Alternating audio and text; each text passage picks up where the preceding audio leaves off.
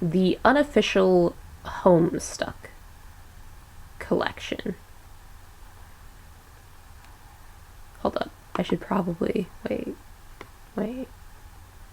Don't pay no attention to the many curtains behind the... Hold up. let me just stop real quick.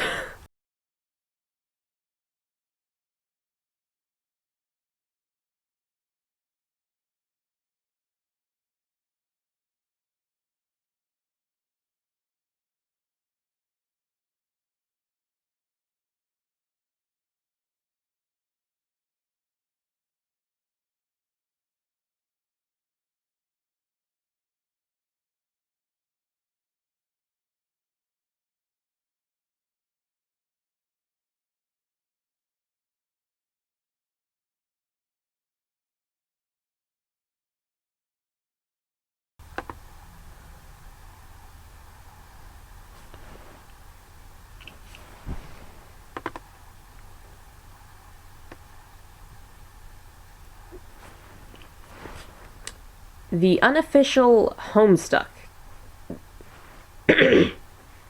collection. Yeah, here we go.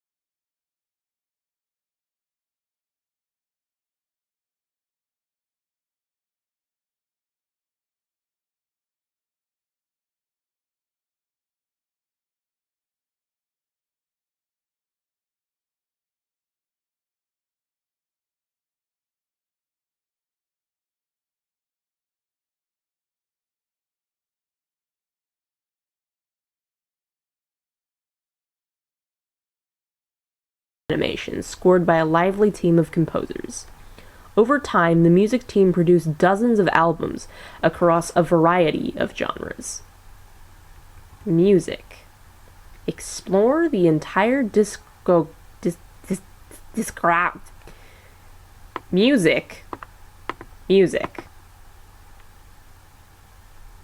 music.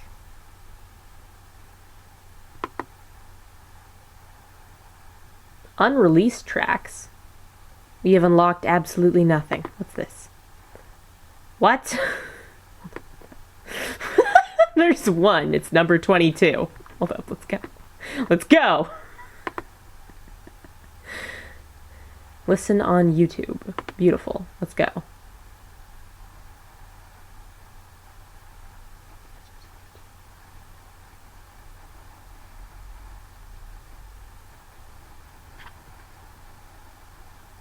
It's trying.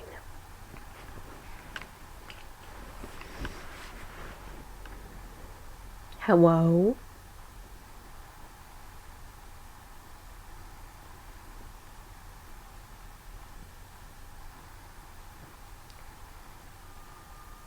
Oh dear.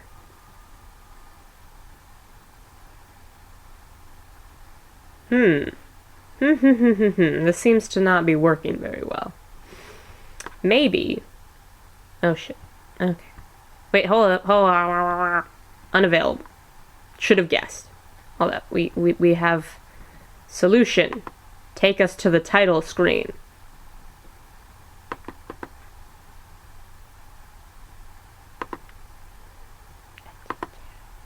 Mark Hadley. Hadley? Loading. Oh, this is so like Nanny.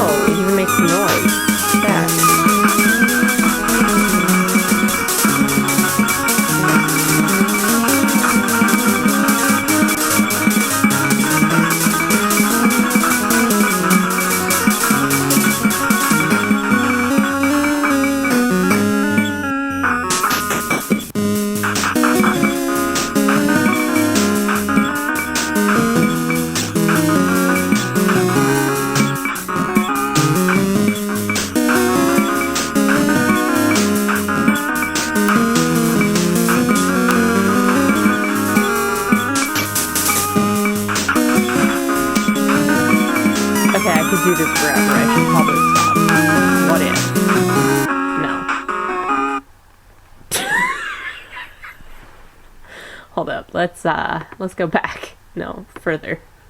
Further. Homestuck. Homestuck Beta, April 2009. Homestuck was initially intended to be made exclusively in Flash. It lasted about 3 days. Sweet Bro and Hella Jeff. It keeps happening. The origin story? No. Wait, settings. Show unlock notifications. Yes, beautiful. Do that. Auto switch to new tabs. Yes, please. Let's do this because I crazy. MSPA. No. I remember the MSPA page numbers. Sort of, kind of. Yes, I definitely read it in that format at one point. Small text. We'll leave it like that for now. No automatically open logs. Okay. What? Why did you open 2? Okay. We're good. Let us... Oh, it's 8,000. Huh. Alright, let us begin.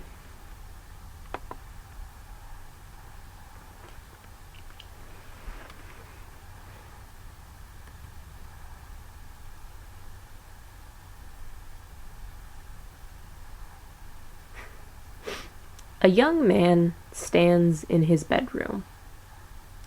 It just so happens that today, the 13th of April, 2009, is this young man's birthday. Though it was 13 years ago he was given life, it is only today he will be given a name. What will the name of this young man be? Enter name. Zoosmell Poop Lord. Try again, smartass. Try again. John Egbert. Examine room. Your name is John. As was previously mentioned, it is your birthday. A number of cakes are scattered about your room. And by a number, we mean 2. You have a variety of interests. You have a passion for really terrible movies. You like to program computers, but you are not very good at it. You have a fondness for paranormal lore, and are an aspiring amateur magician. You also like to play games sometimes. What will you do? John. Quickly retrieve some arms from the... arms. Your arms are in your magic chest, Poop Lord. Remove cake from magic chest. Out of sympathy for John's perceived lack of arms, you pick up the cake for him and put it on his bed. John. Quickly retrieve arms from magic chest.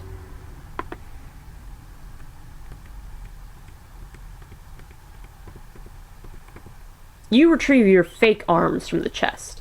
You use these for hilarious antics. You capitulate them in your Silodex. You have no idea what that actually means, though. There are other items in the chest. John, examine contents of chest. In here you keep an array of humorous and mystical artifacts, each one a devastating weapon in the hands of a skilled magician or a cunning prankster. You are neither of these things. Among the artifacts are 2 fake arms, currently capitulated in your Silodex, 1 pair of trick handcuffs, 1 stunt sword, 1 magician's hat, 1 pair of beagle pus glasses, several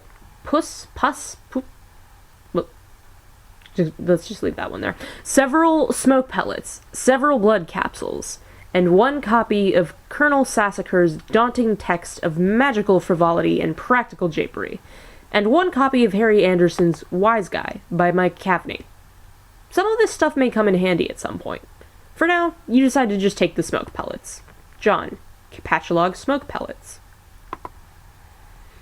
You stow the smoke pellets on one of your capitulate cards in your Silodex.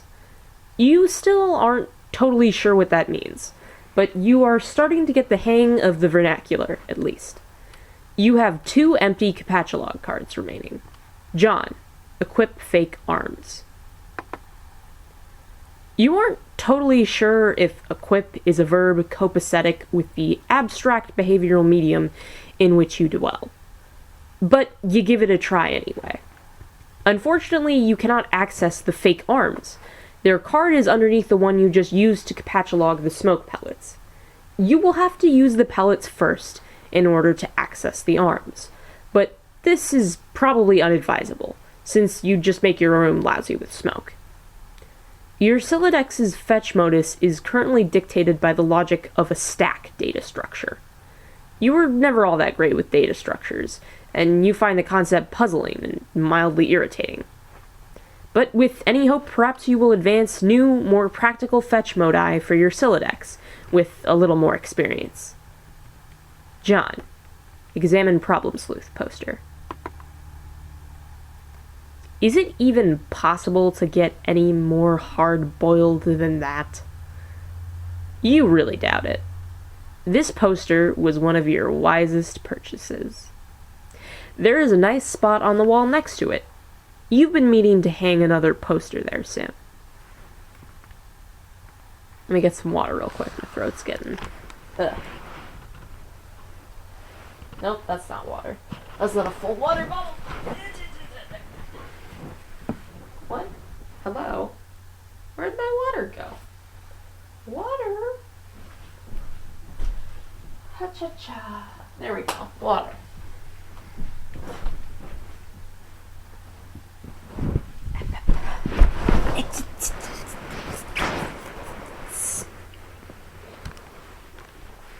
Let me just check something real quick. Cool.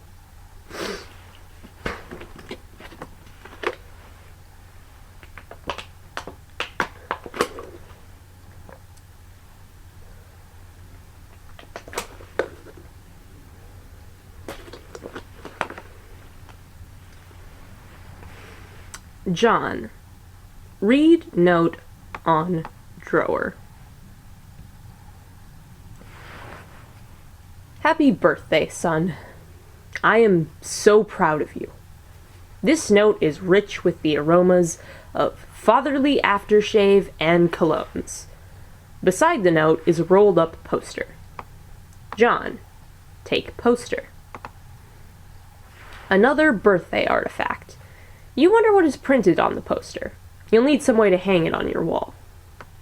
John, acquire hammer and nails. They will come in handy. You place the you first place the hammer into your Silodex. But now all of your capatulog cards are full. You wonder what will happen if you try to take the nails. You guess it doesn't hurt to try. John, take nails. You capatulog 4 nails into the top card and push all the artifacts down a card. The fake arms are pushed entirely out of the deck. Oh well, they're probably completely useless anyway, but you probably don't want to do that again, unless you want to drop the smoke pellets and suffer the consequences. In any case, you now feel like you have gathered enough things to get down to business and do some really important stuff. The next thing you do will probably be exceptionally meaningful. John, squawk like an imbecile and shit on your desk. This is the dumbest idea you've had in weeks. Stupid, stupid, stupid. And yet, the polished surface of your desk, it beckons. John, combine the nails and hammer. You merge the top 2 cards. The hammer and nails are now capatulogged on the same card and can be used together. John, use hammer/nails on poster. You use the hammer and nails card in conjunction with the card beneath it. John, nail poster to wall.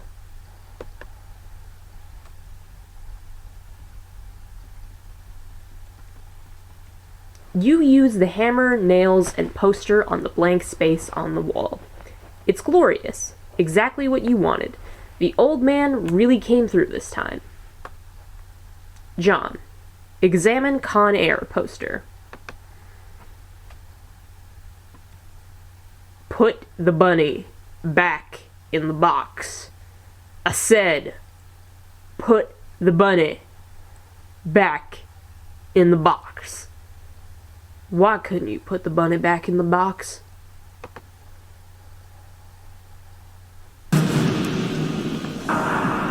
Appears the United States Parole Commission then. Oh man. Yeah. Put the bunny back in the box. Put the bunny back in the box. I knew you was a punk. I knew you was a punk. I was right. You been playing us all along. You been playing us all along. You a free man. You a free man. I said, put the bunny back in the box. Back in the box.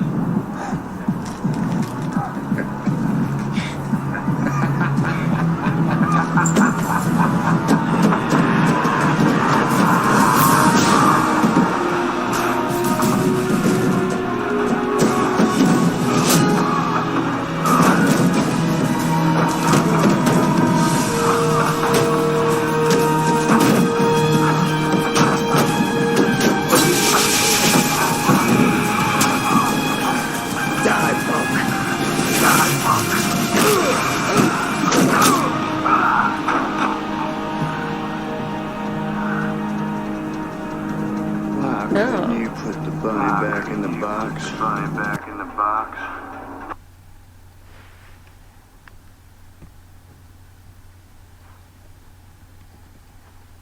Examine Deep Impact poster. John. Morgan Freeman's genteel, homespun mannerisms were perfect qualities for a president residing over a crisis. Oceans rise, cities fall. Hope survives. Wow. Films about impending apocalypse fascinate you. Plus, a black president? Now you've seen everything. John, examine calendar. You've marked your birthday the 13th of April. Another day you marked was supposed to be the arrival date for the highly touted Spurb beta launch. It's been 3 days already. It's starting to become a sore subject with you. Beta launch? Homestuck. Beta? A young man stands in his bedroom.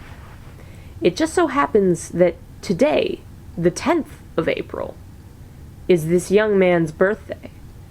Though it was 10 years ago he was given life, it is today he will be given a name. What will the name of this young man be? Enter name. Zoo smell, poop lord. Try again, smartass. John Egbert. Examine room. Your name is John. As was previously mentioned, it is your birthday. A number of cakes are scattered about your room. You have a variety of interests. We've all heard this before. What will John do in this beta? The exact same damn things. Wait, hold up. Why are we near the bed? Oh, look at the cursor. That's interesting. Green icon. Yes, of course. The icon is not a visible or tangible entity. Characters in the game cannot interact with it, you blubbering imbecile. John, remove cake from magic chest. Out of sympathy for John's perceived lack of arms, you pick up the cake for him and put it on his bed. John, quickly retrieve arms from magic chest. You retrieve your fake arms from the chest. You use these sometimes for hilarious antics. You place them in your Silodex. There are other items in the chest. Thank you for playing the Homestuck beta. The stable release is now available for you to play. Fascinating. Wonderful. Alright. John, eat cake. You are sick to death of cake. You've been eating it all day, and you have no intention of clogging your Silodex with it either. The cake stays put for now. You hear a notice from your computer. Someone is messaging you. John, examine incoming message.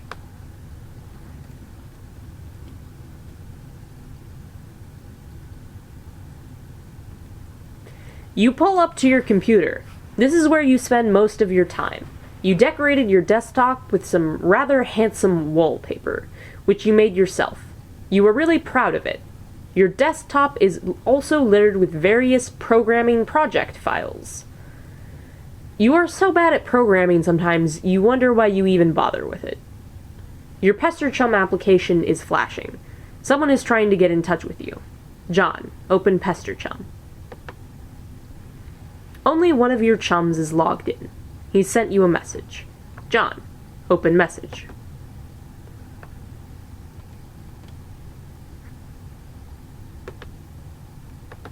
Turntech Godhead, TG, began pestering ectobiologist, EB, at 1613. Look, I American.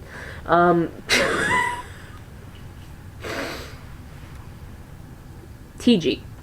Hey, so what sort of insane loot did you rake in today? I got a little Monsters poster. It's so awesome.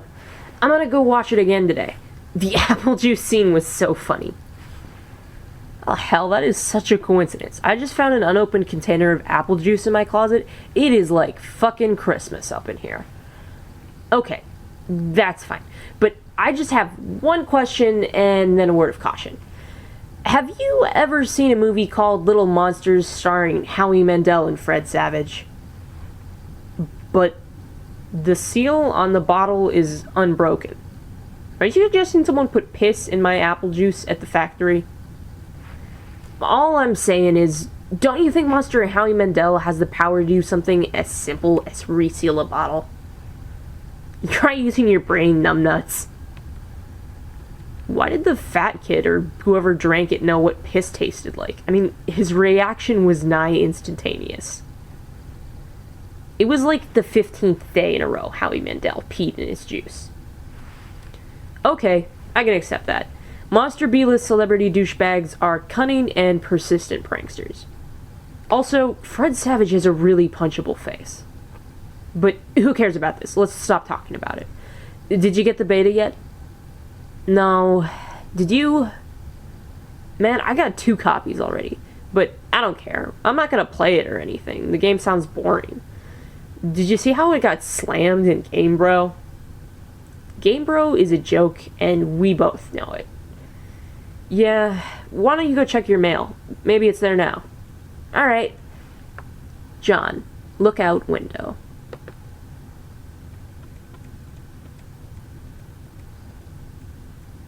You see the view of your yard from your window. Hanging from the tree is your tire swing. In a kid's yard, a tree without a tire swing is like a proper gentleman without a monocle. That is to say, he can hardly be considered a terribly proper gentleman at all. And there, besides your driveway, is the mailbox.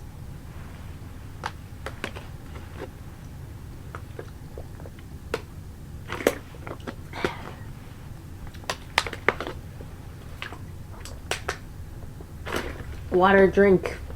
Moistness unlocked. Okay, no, that was completely... I'm gonna just drink my water silently from now on. Ish. John, examine mailbox.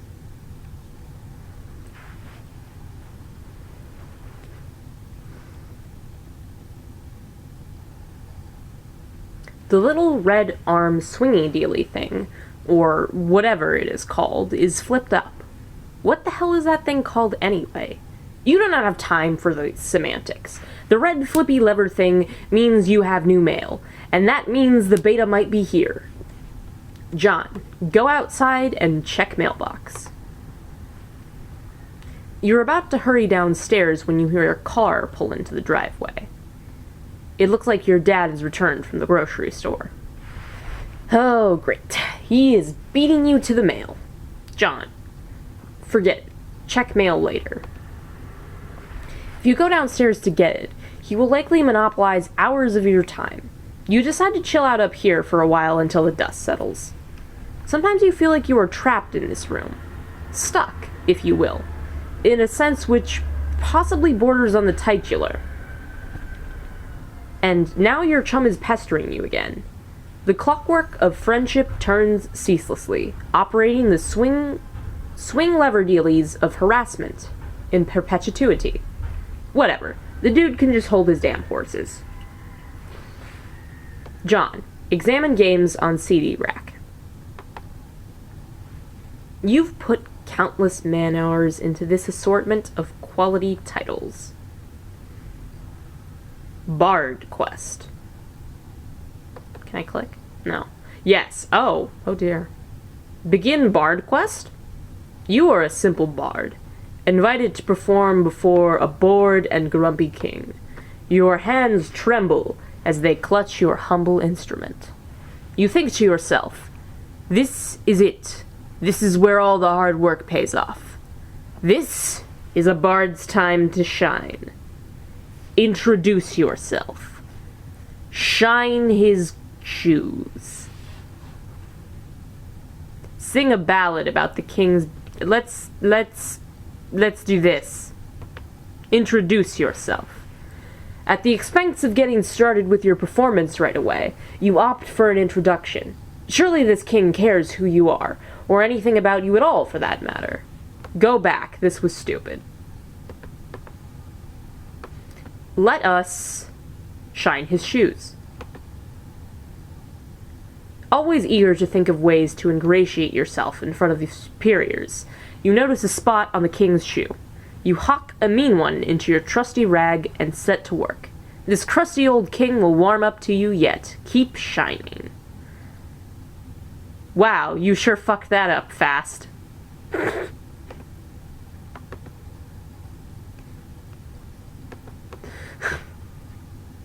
Sing a ballad about the king's beautiful queen.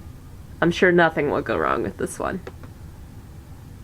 You launch into an absolutely exquisite melodic paean about the king's wife. You even throw in a little dance number in for good measure. Next. The king is a homosexual. Next. But the double entendre of queen suddenly dawns on him. He finds it quite clever and amusing. He appoints you as the head dragon slayer of the kingdom. You truly are an unlikely hero thrust into the position of greatness. Realize that you probably aren't qualified to slay a dragon. Loot solo. Go to the blacksmith to forge bard armor +5, of course. Let's do a loot solo in celebration. Oh yes, you rip out some mean licks on your lute. The monster ballad rocks the palace hall, as the subjects are in awe of your lightning fingers. I bet the king really likes it. It seems the king has heard it before.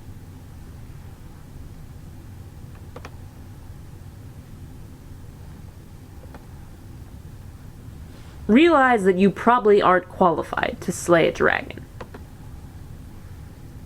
You point out the overwhelming evidence to the contrary. I am definitely qualified to slay a dragon. Go to the blacksmith to forge bard armor +5, of course. You wander into the city streets to prepare for your questing. You wonder if you might want to stock up on several extra large dragon corpse satchels, just to be on the safe side. But maybe you should start with the armor first. You think you'll stop by the smith's. Or will you? Yeah, go to the smith first and get armor +5. Go into the meat shop to buy 5 bratwurst. Go to the codsmith and buy an impressively large cod piece. Armor +5. I can make your bard armor for you. +5. What? So? The gentleman wonders what item, in addition to the armor, you would like in quantity of 5. +5 pulchritude. +5 extra dragon corpse satchels. +5 issues of your finest gay porn magazines. Let's try the corpse satchels. The smith wonders if just 5 satchels will be enough, considering your obvious natural abilities in the fields of dragon slaying.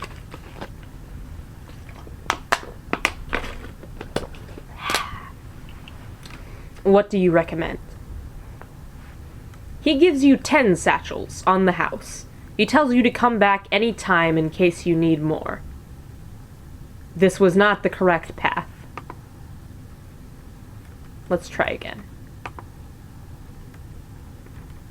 How about 5 issues of your finest gay porn magazines? Homosexuality is outlawed in this kingdom. Anyone caught in the act will be immediately locked up in the king's personal dungeon. He sends you on your way, however, with a gracious recommendation. If asked, you have no idea where it came from.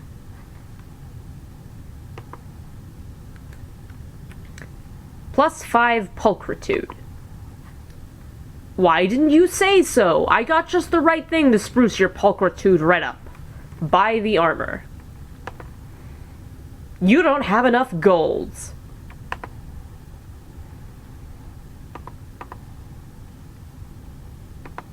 This was totally pointless. Alright, let's go into the meat shop and buy 5 bratwurst. You voice your request to the friendly butcher.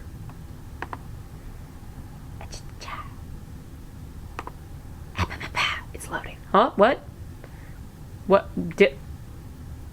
We don't stop... City ordinance on homosexuality? I asked for bratwurst, not to... I don't... Let's... Hold up, what happened? Oh, no, that's exactly what... What? Huh? Okay. Go to the codsmith and buy an impressively large cod piece. Cod Palace. You set about looking for the local codsmith, or groin cobbler, as otherwise known sometimes. You are stunned to find a treasure trove, Cod Palace, the busy cod enthusiast's one-stop cod solution. Go in. So many choices. You're like a kid in a candy store, and instead of candy, the kid finds a lot of cod pieces instead. Find something that strikes your fancy. Sweet Jesus, you've found it. Hull of the flagship, it's called. It even has ruffled trim and a bell affixed. It's perfect. Alas, you do not have the golds for it. Offer to exchange your hat for the cod piece. Grab the cod piece and run? Diplomacy? Fuck diplomacy. In an act of understandable desperation, you snatch the piece and scram. The angry smith calls for strapping men to apprehend you. Get the hell out of there. You find a window to a back alley and dive into the safety of a dumpster. Admire your prize. Yes, you and your magnificent piece are alone together at last. Except for some vagrants camping in the alley. They ask if you can spare any cods, but you politely decline. Don the codpiece. You don the codpiece. Now, this is the kind of comfort that is only possible with a top-of-the-line luxury cod. The majesty of your union with the piece is heralded. Bask in your own glory. You raise your arms in triumph. You are the king of this alley. Recruit the vagrants as your loyal followers of the codpiece. Your subjects instantly prostrate themselves before the bearer of the great priest. They would do anything for you. They would take a crossbow bolt for your groin. Wait, what? Yes. In cod they trust. Codpiece. Check. Servants. Check. Now, slay a dragon. You are currently making progress here. Any adventurer would be lucky to begin a quest with your recent acquisitions. You can almost taste the dragon bounty already.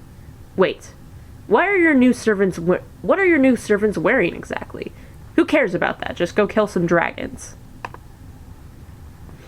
Just a moment. You start to wonder if the attire of your servants is altogether appropriate. Their groins are conspicuously barren. Better get them pieces. Let's hit up Cod Palace. Use a little more discretion for Cod's sake. You don't know why you didn't think of this earlier. Shop around as if nothing ever happened.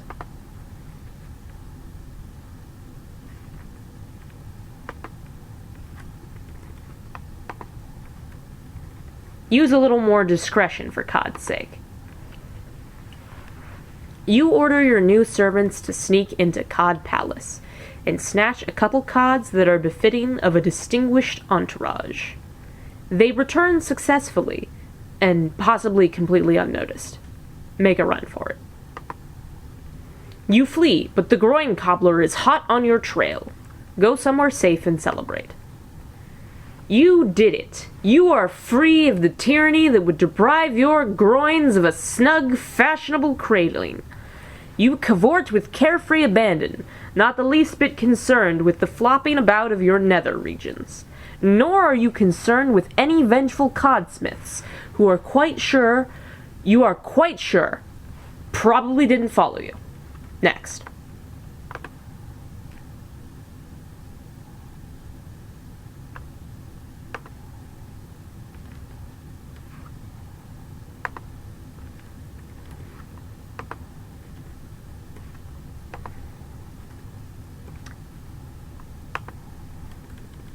Who cares about that? Just go kill some dragons. You leave your party outside the town to begin what you can only assume will be an insane dragon murder fest. Your two companions are able-bodied, loyal, and clearly very intelligent. You wonder what their names are. You are too caught up in your bold leadership duties to ask, though, and you figure you will probably just make up some stupid names for them later on. Where would you like to go to find some dragons to slay? Take Flothers and Daunchy to a dragon concentration camp. Search for dragons in your immediate vicinity. Find a dragon in the caverns of Harold. Find a dragon in the swamp of Mystery. Do a dance. You rip out one doozy of a silly dance. Dragons be damned, you'll have to slay this rhythm inside you first. Daunchy and Flothers are really excited.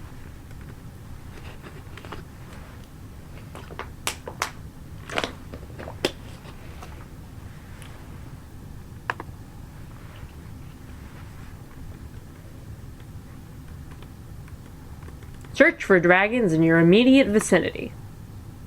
You peer into the thick forest, but you cannot see any dragons in your immediate vicinity. This quest will surely be a long and trying one.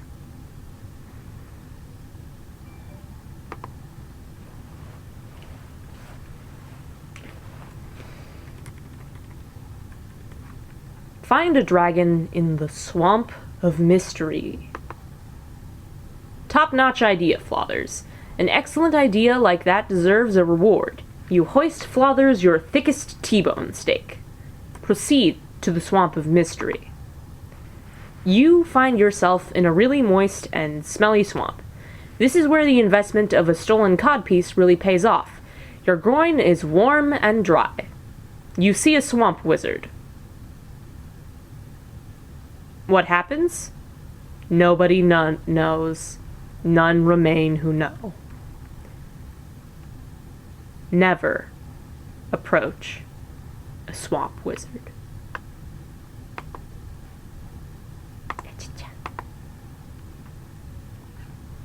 T-bone steak. Good job, Flothers.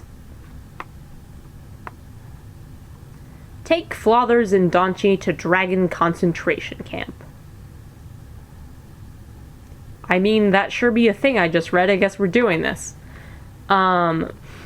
Stupid Flothers, what a dumb suggestion. There is no such thing as Dragon Concentration Camp. You slop Daunchy around a little too for good measure. Good old playful... Sure. Find dragon in the caverns of Harold. Daunchy suggests looking for dragons in the caverns of Harold. You decide to teach him what happens to brainless servants who make up bullshit places. Next. I'm sorry, did we just murder a man? What? Hey look, the Caverns of Harold. You will consider entering the Caverns of Harold at some point.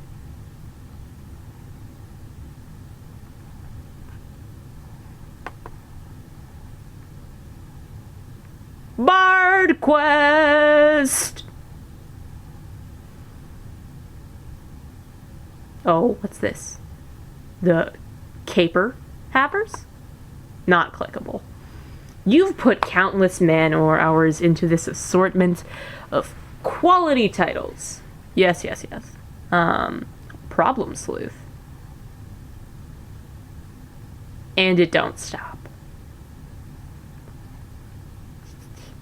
What's this?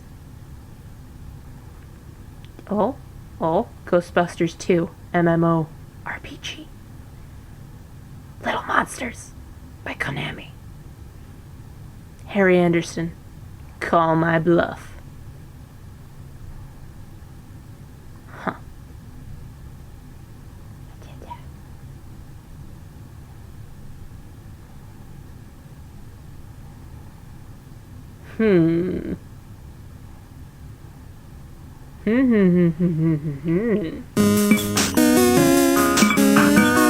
Oh. It's our old friend.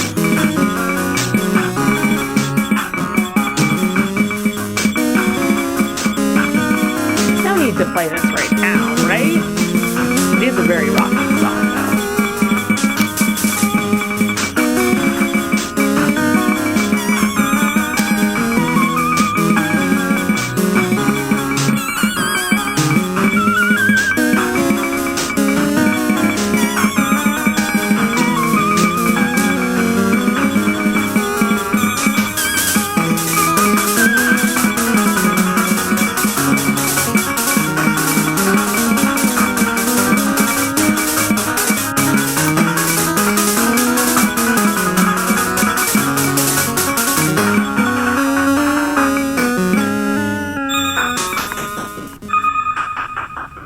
Oh, I done did it.